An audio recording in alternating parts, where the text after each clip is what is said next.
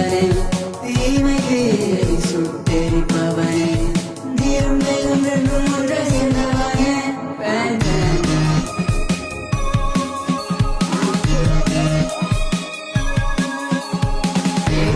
வயதில் உள்ள மாயம் சொல்லவா கையில் உள்ள காகிதம் அல்ல ஆயுதம் அல்லவா